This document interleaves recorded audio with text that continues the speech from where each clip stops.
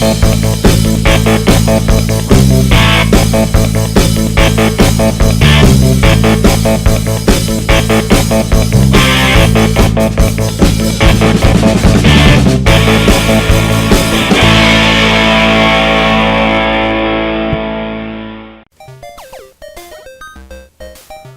Nintendo Game Boy.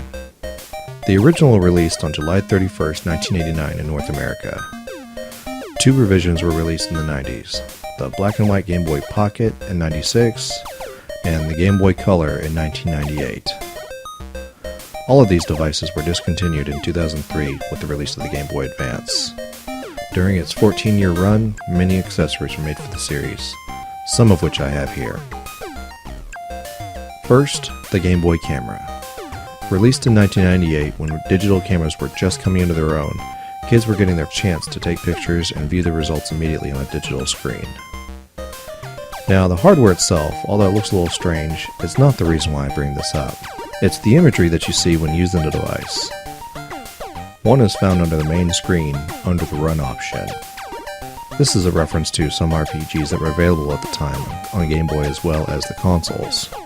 But when selected, you might be treated to one of several creepy faces asking what you were running from.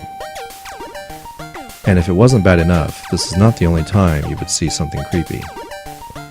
During printer errors, a menu screen when a face eats itself over and over, and even in the minigames. It's not exactly known why these disturbing images are in what are basically a kid's toy. Possibly a joke, maybe the developers didn't even realize it was creepy at all. The camera itself can store up to 30 different pictures at a resolution of 256 by 224 pixels on a grayscale palette of 4 colors.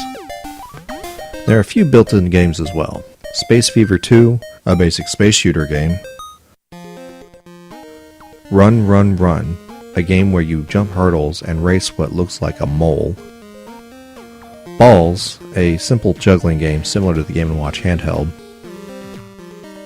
And a DJ game which seems more like an annoying noisemaker than an actual game. All of these can be customized using pictures stored in the Game Boy camera's memory, replacing the image of the playable character or the bosses in the shooting game. Couple things of note here. If the B button is pressed during the credits screen, you will see an animation of what appears to be Mario creator Shigeru Miyamoto dancing to a tune in the background. The camera was also used in shooting the cover for the Neil Young album, Silver and Gold.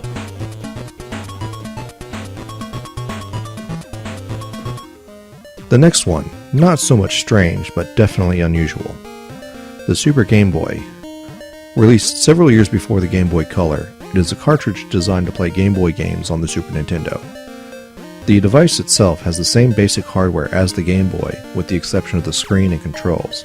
It is actually an accessory to the Super NES, but I feel it should be included with this video. It can be used to play original Game Boy games, enhanced with a more expansive color palette, and is also compatible with some Black Cart Game Boy Color games. Some games had more than just the addition of a color palette, expanding the content available for that game. For Space Invaders, it would actually give you the option of playing the regular Game Boy version, as well as an arcade version. Killer Instinct, King of Fighters, Street Fighter II, and other fighting games, it enables 2-player mode, using the second Super NES controller. In some games such as Bomberman, it even enables up to 4 players, using a Super NES multi-tap. As there is no link port on the original, it cannot be used as a complete replacement for a Game Boy. However, there was a second version released in Japan that did have a link port and could easily be used to play link-supported games to its fullest. As for unusual accessories, I always come across something unique, something that not everyone knows about. As usual, I save the best for last. The Shark MX. Made by Daytel, like the Game Shark and other Interact products, is a specially designed Game Boy cart that has a modem and software that lets you send and receive email, along with organizer functions and other useful things. At least it used to. With the lack of dial-up networking today, it's pretty much useless. In fact, you cannot even get past the first screen without a PIN code, which had to be obtained from the service. But even when it was useful, you still had to have it hooked up to a landline, which didn't make much sense. If you're near a landline, chances are you're at home or on the go where a computer might be available. Why not just use that?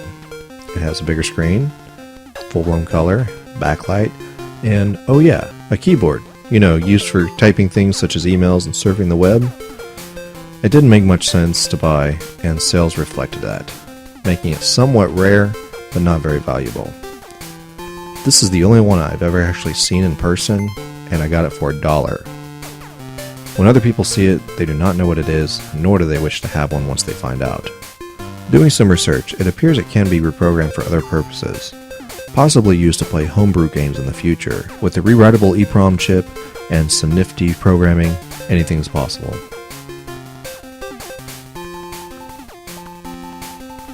These are just a few accessories I've come across in my days of video game collecting, so keep a lookout for the strange and unusual, and please check out my other videos.